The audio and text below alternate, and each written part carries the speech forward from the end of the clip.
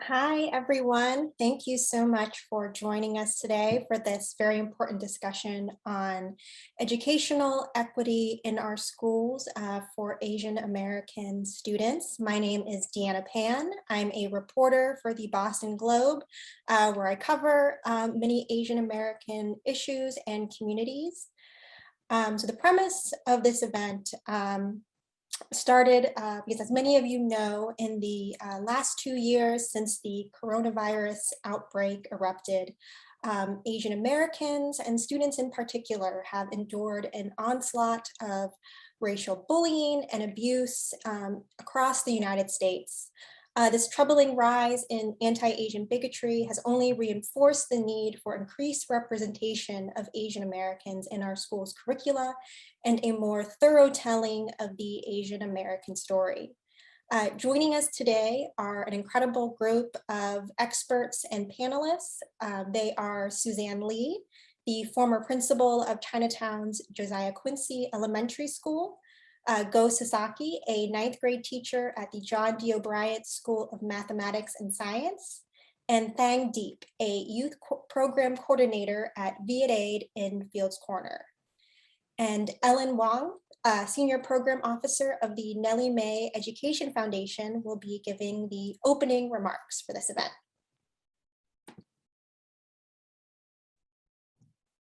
Thank you so much, Deanna. Good afternoon, everyone.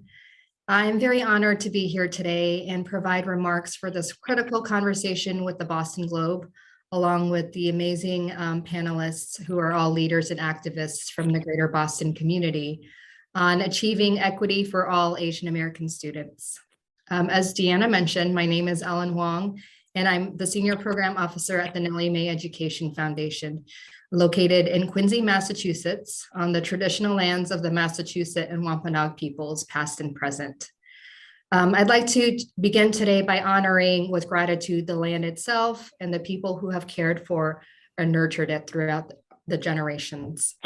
I pay respect to these nations as ancestral keepers of the land we are now occupying and honor their descendants who continue to breathe sacred life into this land. At Nellie Mae, we call out the legacy of theft, violence, genocide, ethnic cleansing, erasure, and forced removal perpetuated against the Massachusetts and Wampanoag peoples as a way to acquire land. We stand in solidarity with and pledge to support Native American communities across New England and the United States.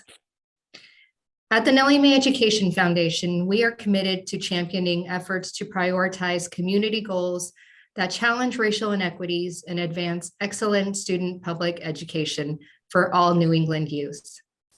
Today's conversation of promoting equity and embracing identity for Asian American students is important to me for a number of reasons, and particularly because for so long our experiences have been rendered invisible. As Kathy Park Hong, author of Minor Feelings, writes, quote, "When I hear the phrase Asians are next in line to be white, I replace the word white with disappear. Asians are next in line to disappear. We are reputed to be so accomplished and so law-abiding, we will disappear into this country's amnesiac fog. We will not be the power, but become absorbed by power, not share the power of whites, but be stooges to a white ideology that exploited our ancestors. This country insists that our racial identity is beside the point, and that it has nothing to do with being bullied or passed over for promotion or cut off every time we talk. Our race has nothing to do with this country, even, which is why we're often listed as others in polls," end quote. And in the context of education, we see this erasure happening with districts whitewashing Asian American students by grouping white and Asian students together or removing them from the students of color category altogether. As a funder, investing and supporting communities and organizations that are working to dismantle racial inequities in public education is critical. We believe in the importance of building culturally relevant and responsive schools, and know that schools that center youth and families of color enable young people to feel valued and empowered in their learning environments. As Deanna noted, we've seen in recent years, months, and weeks, the continual rise of documented violence against Asian Americans. Yet we know that xenophobia is not new for our communities and that racism and white supremacy have been woven into the very fabric of this country. It is important for schools, districts, and communities to come together in conversations like this one today to understand how the erasure of Asian American history and experiences within our schools are contributing to mainstream narratives of Asian Americans and impacting our students' sense of belonging, mental health, and overall well-being. For research has shown us when young people see themselves reflected in the school curriculum, they thrive in all areas of their lives. And this is why we're all here today. We want to see Asian American students thrive in and outside of the classroom. I'm looking forward to what promises to be a rich conversation between multi-generational Asian American leaders, educators, and activists. Deanna, I'll hand it back to you. Thank you so much, Ellen. And wow, what a powerful opening statement. We really appreciate you being here and for those words. As Ellen was saying, Asian Americans have long been subjected to mainstream narratives about Asian American success, and that can sometimes render us and our very real challenges invisible. And of course, I'm referring to the model minority myth. Suzanne, I'd like to direct this first question to you. In your experience as an educator and an activist, how has the model minority myth, this story of Asian American success, kind of created challenges for Asian American students and their families, particularly the ones that you've worked with over the years? Well, I have 35 years of experience as a teacher and as a principal in the Boston Public School, and have worked on education issues for more than 40 years. And in this 40 years, what I have seen from the first year of busing, in court order document that literally said, you are others. So it's a black and white case. It does not concern you, but at the same time, Chinese student in those days, the only Asian in the Boston Public School are Chinese Americans, immigrant students, and I was one of the teacher. From that court case that says Asians are other and the Latinos together are others, this is a black and white case. That means that we don't matter. To present day, that everybody or all documents and policy that recognize the categories Asians, but it's all lumped together. The effect of that is that when they're able to lump us all together, that means the highest test scorers kind of mask everything else that goes on underneath. So we need to be, as a society, and particularly as education institution, that we need to stop that, to really see students, the impact of their family background, the amount of time that they've been here, and the history that they bring with them, all impact on their learning. There's no such thing as Asian and lump Asian together with white students as test scores results, as if that alone means that they're doing well. It doesn't. So I have always worked with immigrant working class students.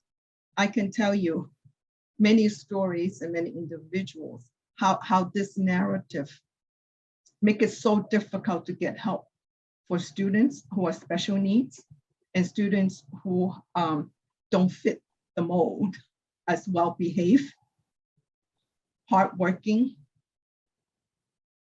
young people, and has been a tremendous uphill battle all this year.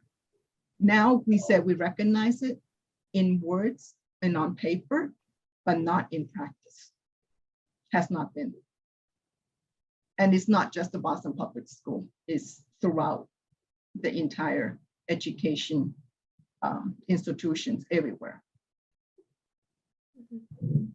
Yeah, and what are some of those opportunities or services that you commonly see Asian American students missing out on in the schools? And Thang, I'd like to kind of bring this question to you because I know that you've personally experienced what it means to be lumped together in this group of Asian Americans, which you didn't actually really fit in. This, of course, is based on your experience advocating for affirmative action at your alma mater, Harvard. So yeah, in your experience, what are the very real, tangible problems associated with that?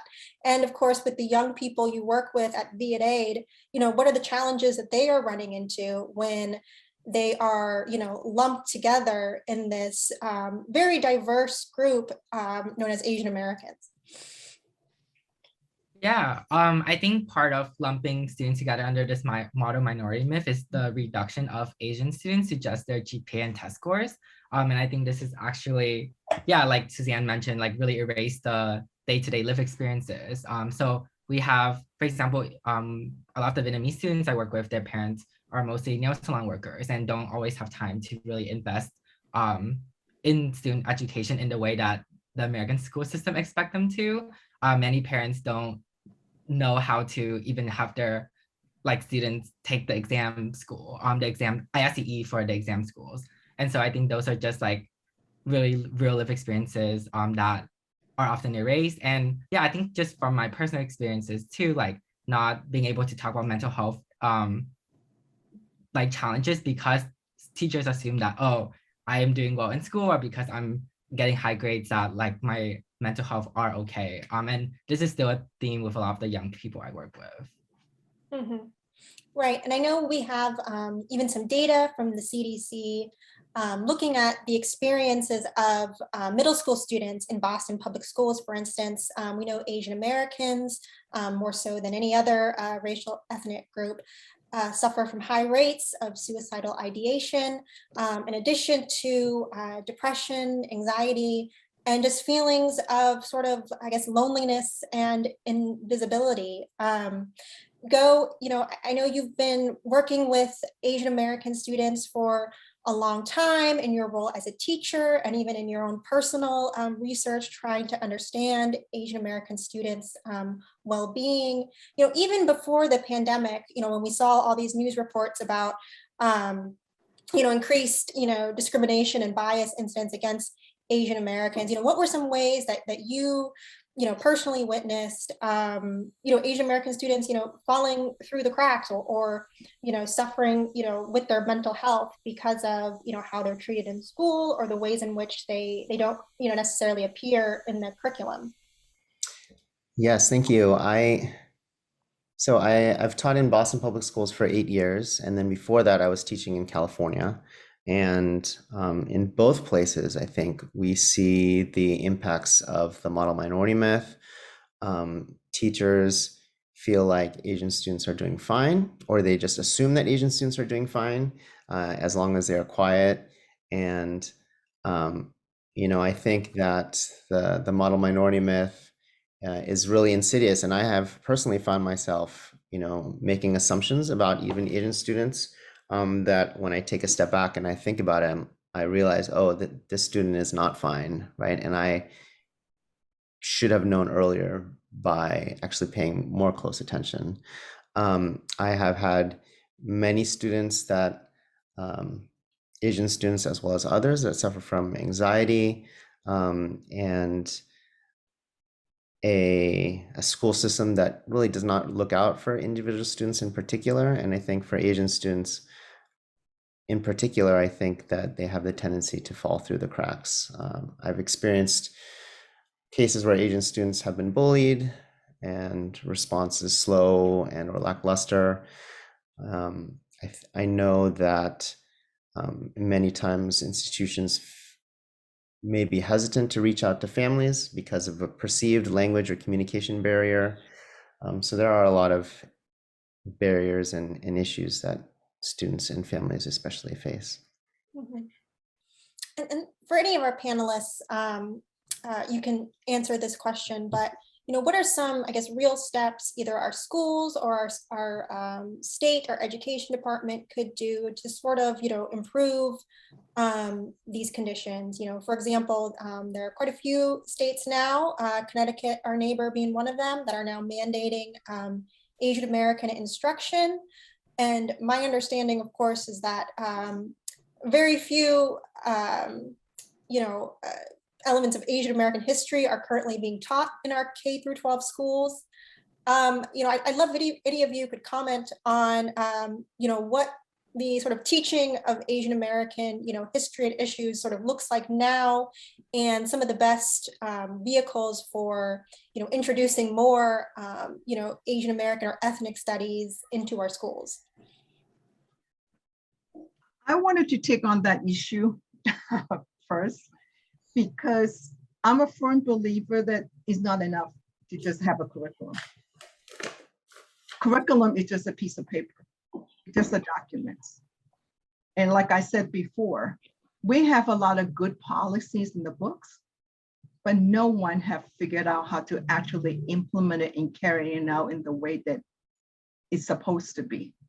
So it all has to do with whether or not the people who are going to be using the curriculum actually embrace and understand what that means. And it's not about just picking up a book, just reading it aloud, children. So we really need to start with a whole lot of re-education among the teaching staff and all educators. What does it really mean to embrace and respect students' culture and history that is different from yours? Just having a curriculum, it may be a good first step, but don't expect that to work miracles. Because I've seen it.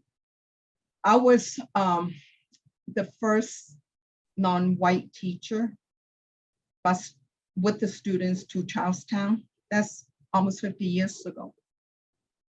The daily conflicts that I come into with other staff and other people who work in the school sets a tone how our students are feeling. So it's not about just the curriculum, because you look at all the teachers and everybody who work in society now, they didn't learn it, they don't have that. Why would we expect to give them a curriculum they'll be able to teach it without something, more? So I would say I'm not satisfied with state, even if Massachusetts passed some law. You can't mandate something like this unless you really sink into building those understanding and working collaboratively together, and find times for teachers to learn from each other. And only then intentionally creating situations where everybody works together and understand each other, that we are all Americans, that our history is American history, is not some far ethnic study that only for those people who want to learn about it. It is American history. I'm sorry. All of it, the good and the bad. So until we can embrace that, I'm afraid that just passing a law is not going to do it.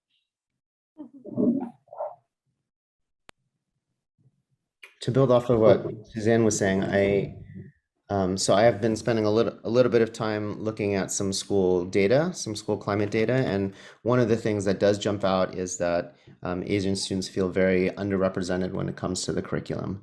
And I think based on my conversations with staff and things that I hear from leadership, even at the district level, I think there is a very big gap in understanding about who the Asian students of Boston Public Schools are. I think that a lot of people in the Boston Public Schools, they just assume that Asian students are doing well, and they assume that Asian students are wealthy, and they don't realize that Asian students in Boston Public Schools and their families are overwhelmingly working class, on par with our Black families and students, our Latinx families and students. And the misunderstandings just kind of build from there. And it does make it very difficult. Mhm. Mhm. Yeah. Oh, thanks. Sorry. Did you want to address that as well? Yeah, I was just gonna quickly add, definitely everything Go and Suzanne shared resonate with me. I think it's also really important to think about how like to go beyond ethnic studies, but like bring that into community programming. And I think the reality that is that many of our Asian American students or the students I work with don't trust the school system and don't trust even teachers or mental health counselors to share what they're going through. And so just really thinking about what roles can community organizations really come into play, and also build students' advocacy skills so that then they can come back to school and advocate for themselves and really have a voice in school. Mhm. Mhm. You know, a couple of years ago, this debate around the exam schools in Boston ignited a huge controversy, in our city. And the debate tended to pit Black and Latino students against white and Asian students. And in fact, in one of the lawsuits challenging BPS's policy to suspend the exams during the pandemic, we saw a group of primarily Chinese parents and white parents trying to, overturn that policy. I was wondering if any of you could talk about, some of the misconceptions and misunderstandings that case and the narrative, surrounding it may have contributed to the public's perception of the Asian American student community here, and what the fallout of that controversy has been, for the Asian American students and families that you all work with. That's a loaded question. Because it's so complex, Mhm.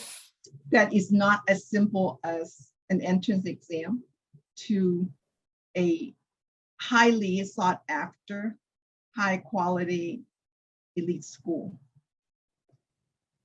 So just to unpack some of it for our audience and for us to remind us that this whole notion of education and exam is part of that. At least for the Chinese culture, you're talking about thousands of years of culture and history that see taking the exam, getting good education as the only way for you to move ahead. I'm not talking about just now, I'm talking about thousands. So it's kind of so ingrained that the only way that you can move from, let's say, from poverty in low-level work to a high-level work is through passing an exam, because how else can you distinguish who has the ability to do X, Y, and Z? So when immigrant parents who have that kind of upbringing and that kind of cultural context come here, they're very happy to push their students to take an exam to get to the next level, because that's the only means that they have. It doesn't matter what the exam is.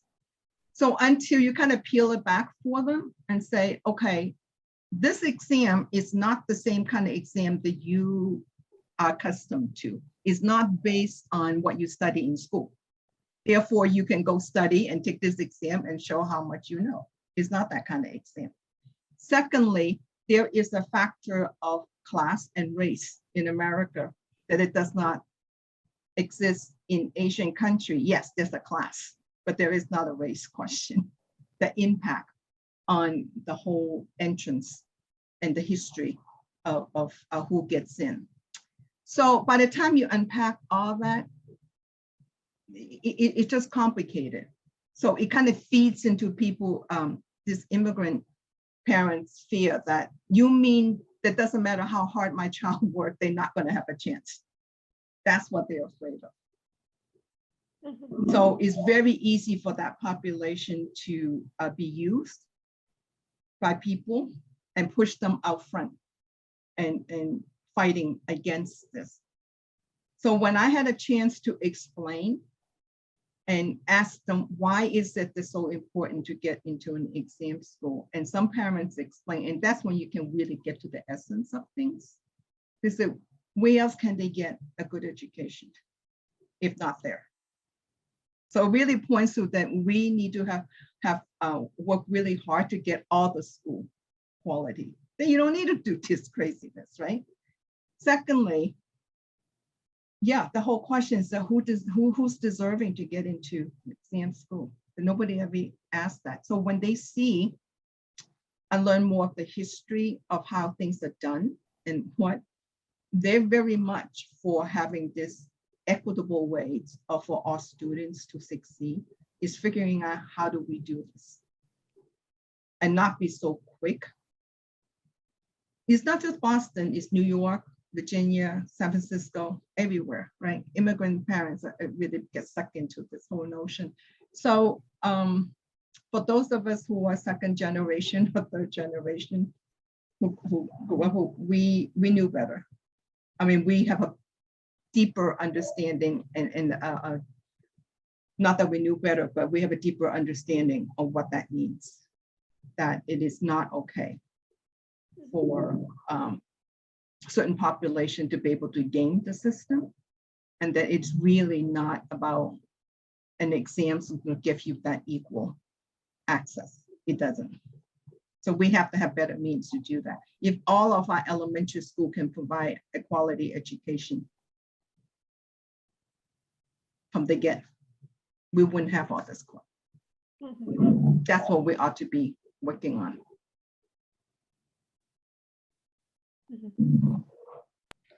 I do think that kind of maybe lost a little bit in the media narrative and the social media narrative is the fact that there were a huge number of Asian American organizations, as well as Asian American students and families, that did support expanding access to the exam schools. Again, as I mentioned before, the vast majority of Asian students and families in Boston Public Schools are low income. And while there are some higher income Asian families that maybe have more educational opportunities, and we're trying to organize people against the changes, that is not the case for many of our students and families. It is very complicated, it is very difficult. And I think one of the things that I've seen from some students that go to exam schools, they find that, although exam schools have high achieving students, the culture of competence is not there at the exam schools. And so they are not able to feel like they're fully embraced as whole people, and are just kind of like a number, right? Or a GPA or a graduation statistic. And Thang, I see you nodding vigorously, and I just know from your own personal experience that you were embroiled in a very similar controversy at Harvard, and I would love to hear your perspective, watching this, unfold in the past couple of years. Yeah, I think for me, it really goes back to the model minority myth, and also this idea that, at least for a lot of Southeast Asian refugees and immigrants, that we were sold this idea, once you come to the US and America, you escape poverty and you escape a hard life, and that you will be able to achieve success. And so for a lot of like Asian families, I think it's not that Asian families actively choose to be part of the model minority, but part of it was that like many of them thought that they needed to be a model minority in order to survive in America. And so I thought, for me, that was like my mindset as I approached the affirmative action lawsuit case. And I think what Suzanne mentioned earlier, that I really do think that the conversation should not be about how do we increase access to these schools, but about how do we make all schools equitable and have all the resources that every single student needs, so that they don't have to fight for, at Harvard, a 5% acceptance rate. Yeah, and just speaking of just improving, access and cultural competency, as Go mentioned, at these schools, my understanding is that for a lot of, Asian American families, language access is a huge issue in our public schools, between the parents not being able to communicate with, teachers and administrators, or getting, proper translation services to the students themselves, not having, the kind of ESL, support they need. I was wondering if any of you could just talk about how big of an issue this idea of language access is, and the types of challenges that kind of English limited families here are running into. Well, I want to address that, but I thought there was another point, the earlier conversations I really wanted to say something about. It is true that for a lot of Asian students, they are very, very good test takers. I've noticed that in my years of education, but it does not mean that they understand what that test, the content, because I have gone through that. And I've been trying to figure out why is there certain populations are such good test takers that they can decipher, or they can, they have a knack on taking Russians and Chinese. It has something to do with the language, I was told, but I don't really know. But it's a good study for people to take a look at. Most students I watch, even though they're very limited English speakers, they can ace a test. But you go back and ask them, what was that test about and what was in there? No clue, or very limited clue, right? So that's something ought to be looked at, and not so much based on just a test. If we're interested in what students learn, right? So the thing about language access is more than just parents not being able to communicate with teachers or the school. Of course, that's important. When if you don't have good communications and accept to understanding your school, you can't really fully participate, right? The more, to me, the longer impact of that, because the young students in their, the press for them to be so good in English, they often lose their own language to achieve that, has a even more longer challenge and difficulty that present for families to thrive here. That because of the language challenge, oftentimes we see the biggest problem in our immigrant family is parents cannot communicate with their children in a deep way. And you have this tremendous barrier between the generations, more than your normal intergeneration challenge. In immigrant families, once the children lose that language base, causes so much problem. So you can say, well, why can't the parents learn English? Well, a lot of time, our parents work 3 jobs and pay more than 50% of their wages just for rent. Where in the world are they able to find time to do that? At the same time, because their life is so difficult and so challenging, that their hope and dream is for the children to make it. So they would do everything possible for them to learn English at the expense, sometimes at the expense of pressing them to lose their own language. To me, that is even the bigger problem. So yeah, school system, if we really want parents to be engaged in the school for real, then we have to tackle that language access, that have folks within the institution that can communicate and can embrace parents and come in. But the other piece is, how do we do education in a way that students don't have to lose their native language to be good in English? You can have both. There are plenty of people in the world that have both.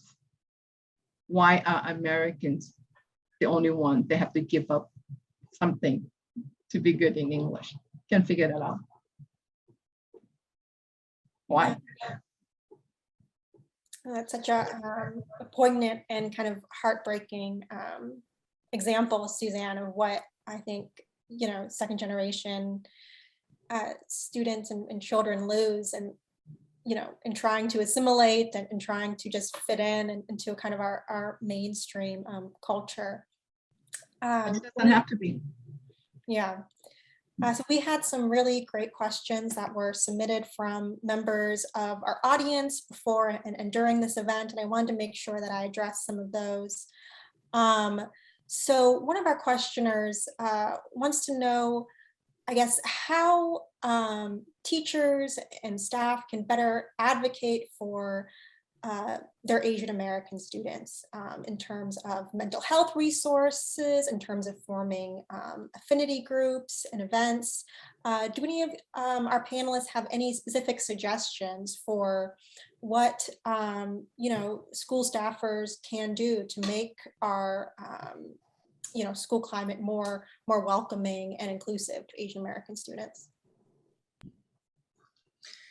I think that's really difficult because in many cases, there are very, very few Asian staff members at schools. And I see that at my own school. And just because of the breakdown of staffing, I feel like we as Asian American teachers and staff, we feel this burden because we see in some cases that Asian students are not looked out for, and we feel like we need to make sure that it happens. And that can be really, really difficult. Raise an objection or raise a concern. And in some cases, at some schools, the response is, that is a great point. Why don't you do something about it? There needs to be, and I don't know how to solve this, but there needs to be support at an institutional, at a district level, and not just having people make the quick turnaround and put it on the staff who is already overwhelmed because they have so many students. It's a very, very difficult question. So is this is a question of like leadership in terms of, should we be expecting, those at the top, whether that's in our legislature or the Department of Education, to be, prescribing these types of things? Because you're right, I think it is, a huge burden in any type of workplace, right? For like the one, minority staffer to sort of, have this heavy burden of advocating for their entire community. What is the best way, I guess, forward, so that burden doesn't become so heavy on those few, Asian American staff members? But, I want to go back to this whole notion we talked about a little bit before. It should not be only the Asian American educators who's advocating Exactly. for this. It has to be everybody, right? If you're an educator, you're in public education, you're supposed to look out for all students. But the reality is that in any urban education system, our staff and our teacher are so overburdened with everything because we expect school to solve everything, but we can't. So I don't think the answer is you need a legislation, all that. But to really look at, we need a different kind of schooling structure. So if the teachers can be real teachers for our students, the number of students that our teachers have, other than, it's a factory model. For as much as we talk about student center work, well, you're not in the number. And this is why when I was the principal, I put extra money into first grade and second grade so the class sizes are smaller. But anytime research have shown that for that age group, if you have a class size more than 18, you might as well have 30. Because it does not allow the adult to pay attention to so many students at once. So another way is that unless we also work at changing the whole teaching environment, school structure, that allow teachers to be real teachers and so that they have time to address students' need. Just expecting a few well-meaning or few passionate teachers to do it on their own is not going to work. So our whole school's institution, education institution, need to really examine when we say student-centered education, what does that really mean? Who is doing the center? Who is doing it's not even just paying our teachers more. Teachers need so much more. I would say smaller classes, more time for them to prep, more time for them to work together, to understand each other, and do all those planning together to address all the students in front of them is one way. But you do need to restructure things that allowed you to do that. And I have seen it done to great success. But it takes that kind of time and commitment and leadership. But in urban school district, is extremely difficult because you often face very challenging non-education issue before you can even get to that. So long answer for short. One of our, go ahead, go, sorry. Oh, I was just going to say that I think especially in an urban district, this is very difficult, but just building power as parents, as a community, as students, I think is really the only practical way to start. We can't just hope for the superintendent or the principal or whoever to go out of their way to look after Asian students. Just, talk to other parents. How does this teacher treat your child? How many communications have you gotten, right? Does anyone reach out to you in your language? Exchanging information, working together and kind of building that community, I think is really the only way we can start. And that makes it so difficult at the urban school district level because, our families are working so hard and they have like almost no time to do anything. So the cards are kind of stacked against us. Mm-hmm. A few of our audience members, although it's a little bit beyond the scope of our conversation, asked about just the college experience. What happens once these students that you've all worked with go on to higher education, and how maybe these kinds of issues that they've experienced in their kind of K through 12 schooling sort of follow them through college. Do any of you have any kind of advice or suggestion in terms of what parents and families can look out for to make sure that their children are getting supported, or thriving in the college experience? We do have a tremendous amount of data that unfortunately shows that Asian American college students also suffer from mental health issues and like suicidal ideation and attempts, things like that.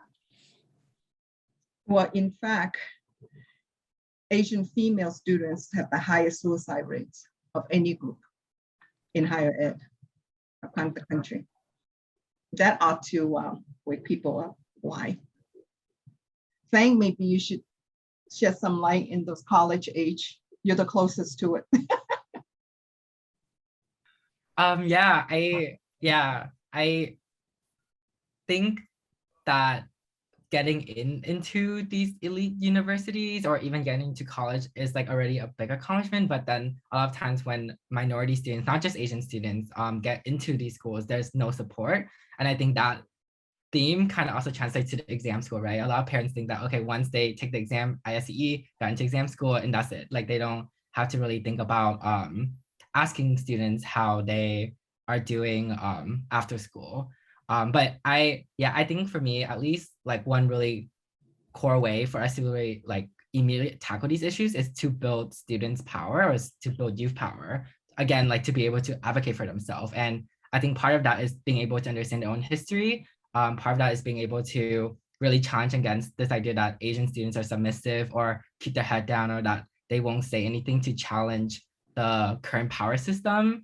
And I think luckily enough, like while I was at Harvard, I was able to participate in community service programs and advocacy programs that really gave me those skills. So again, to translate back to like high school students, I think it's then to think about how, yeah, again, like are there community programs that really build students' leadership so then they can, when they're out in the world, can really, yeah, advocate for themselves.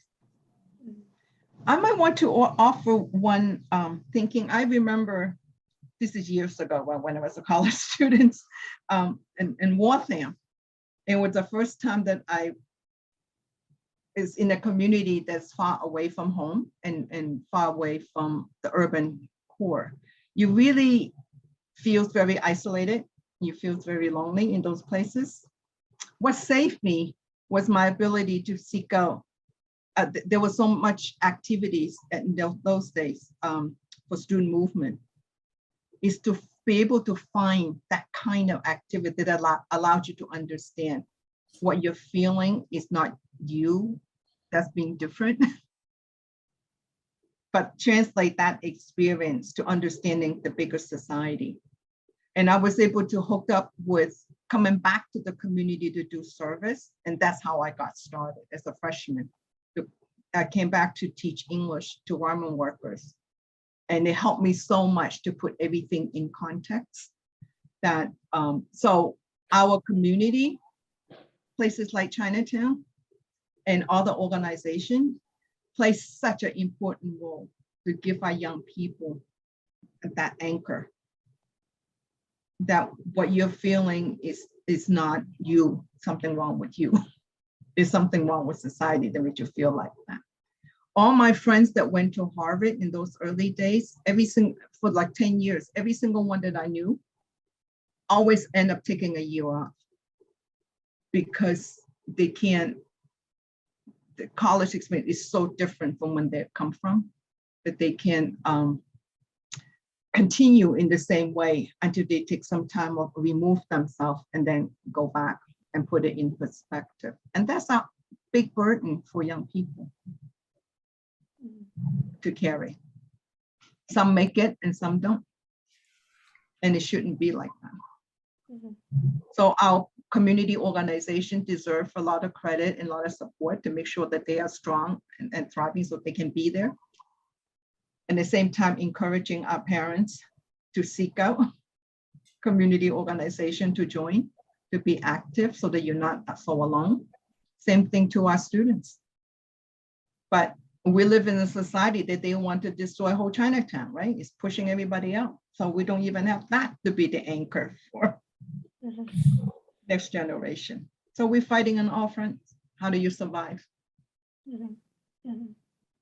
For me, and talking to my friends and other and young folks who have been to college, I think that for many Asian American students, college is where like the big identity development happens. Many of us were not fortunate enough to go to like a youth program at Viet Aid and that would help us to develop identity. And so as Suzanne was saying, seeking out those spaces, those Asian American centers, those organizations that have the history, the kind of institutional memory is really, really important, I think, for Asian American students who are going to college. And I think that's one of the exciting and scary things about this, the move for ethnic studies. I think that it has a possibility to be a space for Asian American and all students to develop their identity. I am a little worried, as I think I see some of the comments in the Q&A about how it's rolled out. Depending on the teacher and the training, it could be a valuable experience for some students, but not others. And I think especially for Asian American students, there's a real danger that Asian American history, Asian American identity is just left out altogether, even in an ethnic studies class. And so I think it is really important if, and when ethnic studies are rolled out in your particular district, that it is done in a very thoughtful way that would allow all students to have meaningful experiences. Yeah, and just to double back a little bit on the question about affirmative action. We have a really great question here from one of our audience members about bridging that divide in the Asian American community around that issue of, affirmative action, exam school admittance. And the question is, how can we, just come to, again, bridge that divide and explain, these positions to, within the Asian American community about why, affirmative action or opening up, exam school admittance might be, not the bad thing that they've been kind of warned about. Are you asking how to do it? Yeah. We give advice for making those connections and having those, conversations. There is no one short way to do it. And I have been doing a lot of discussion groups with immigrants for them to even just have a sense of what the civil rights movement was all about. That everything that we enjoy today, that little bit that we have, it was a result of somebody before us fighting for it to open those doors. So we are the beneficiary of the struggle that went on for equality before. So we need to remember that we are all part of that. So that legacy needs to continue and look at the whole society in that way. That there's no reason. You got to question why in the world does the so-called richest country in the world, the thing that they do not have enough money to do public education well? That doesn't even make sense. It doesn't. Why in the world do you have all this wealth around us that we still have so much poverty? You need to question that. Who is making those decisions and where are they putting us?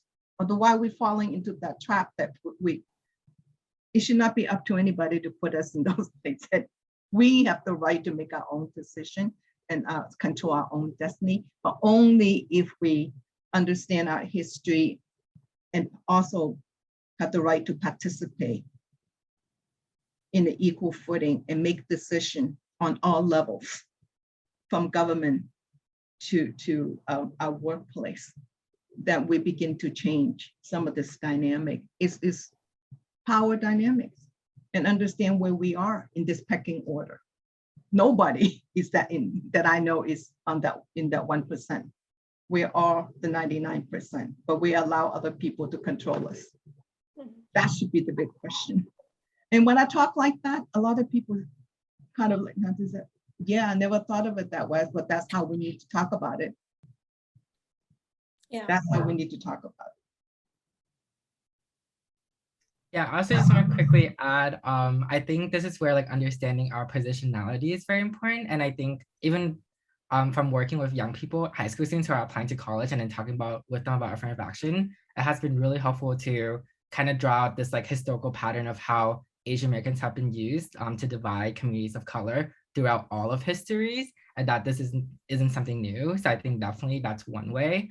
And then another way, I think this is more in an abstract theory way of talking about it, but is to think about our society can't be truly free, or like not everyone can be truly liberated, or we can't achieve like a truly equitable society unless the people who are most marginalized are truly free. And so if you work from that perspective, I think it's then becomes a lot easier not to be like, oh, but I didn't get into this college, and so therefore I was discriminated against, but to think about, okay, so what does it actually look like for everyone to be able to get into these colleges?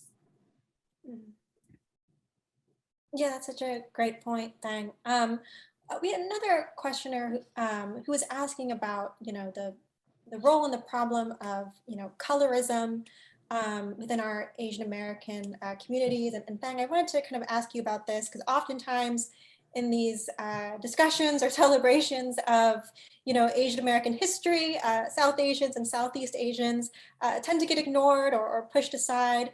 Just in your own experience and your conversations you've had with, Vietnamese youth, is there, another layer of kind of like marginalization that these students are, experiencing kind of in the school environment? And can you kind of talk about that and how, what kinds of challenges that they're seeing?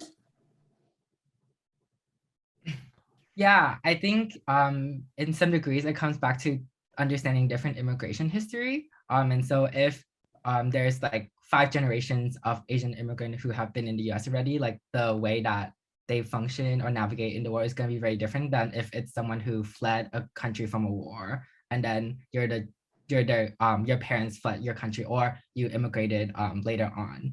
And so I think understanding that is very important. And I know within a lot of like the survey and like the climate survey that PPS does, I think there is a big advocacy to actually have that as part of like understanding when and where students immigrated to the US and how then that impacted their educational outcomes. And so I think that also then goes with data disaggregation and really understanding yeah, and that can really highlights like the challenges. And I think at least within the Vietnamese youth I talk with, again, I think unlike, even though many of them do end up getting to exam schools, once they exam schools, they don't end up going to like these big grand colleges like Harvard or other Ivy Leagues that the exam school kind of promised them. For example, like BLS, right? Promised, not on paper, but I think the notion is that once you get in, you can, it's like an easier way to get into Harvard. But then many of students end up at BLS, but then end up going into higher educations, that institutions that have less resources like UMass Boston. But then the funny thing is that UMass Boston, there isn't ethnic studies, or there's more of a robust Asian American studies program than at elite university like Harvard. And so then really thinking about, okay, so what is a really good fit for students to pursue? No, yeah, thank you so much. That's such a great point. I know we only have a few more minutes.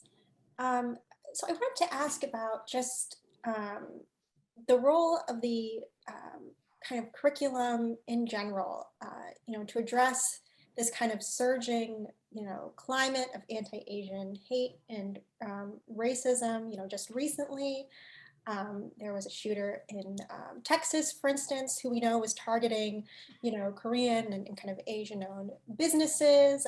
These problems aren't going away, although they're kind of steadily, I guess, losing some of the attention in the news media.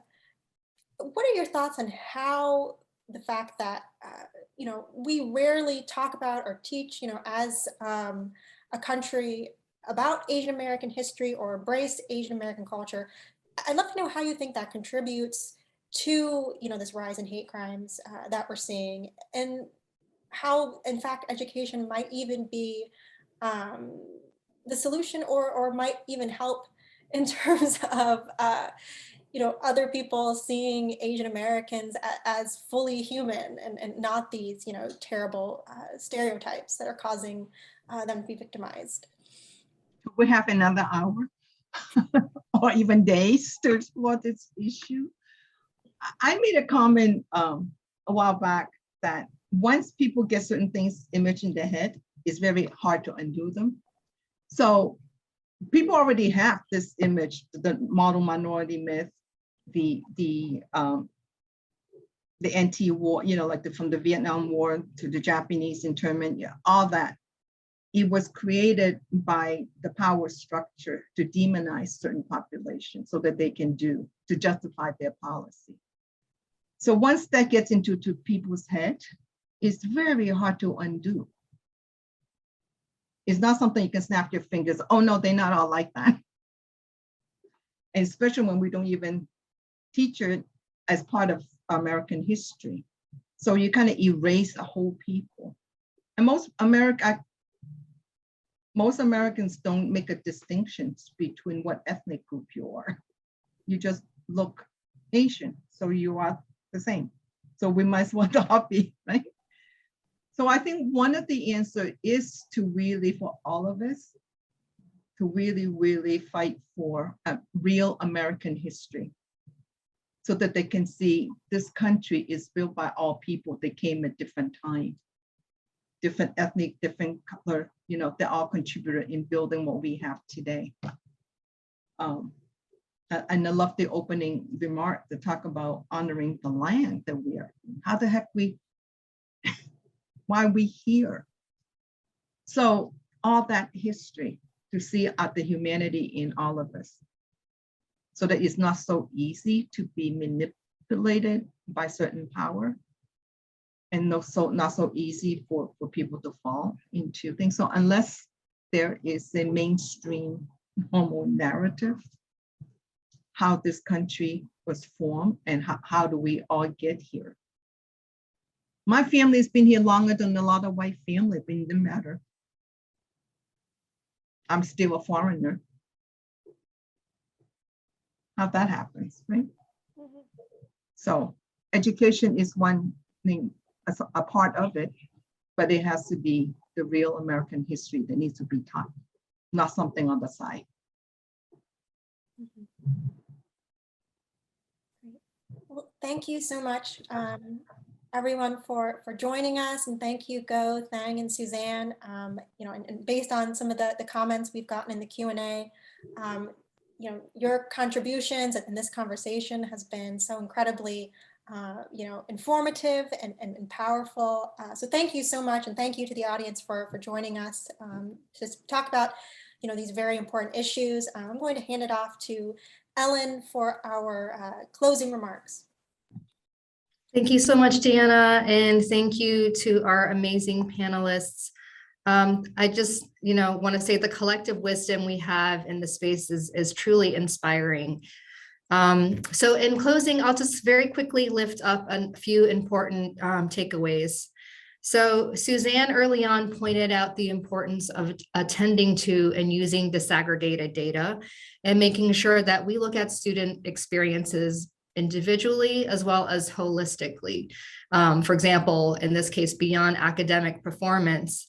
And that when we don't do that and clump our students together, what it does is, as Thang pointed out, it reduces us to GPAs and ignores the very real needs and challenges of our students.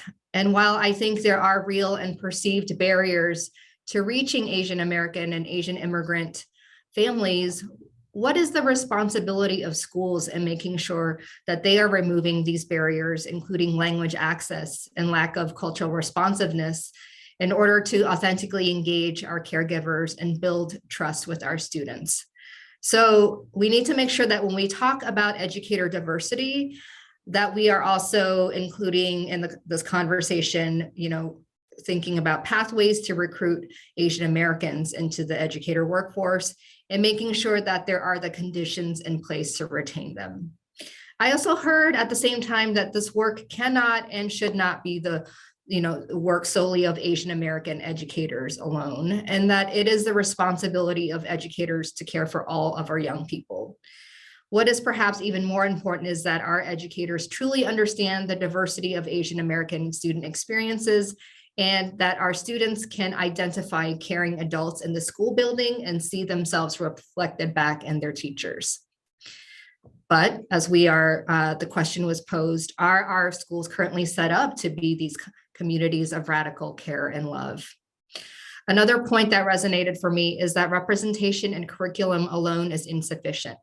Education policies and bills are important, but how, for example, are ethnic study bills actually enacted?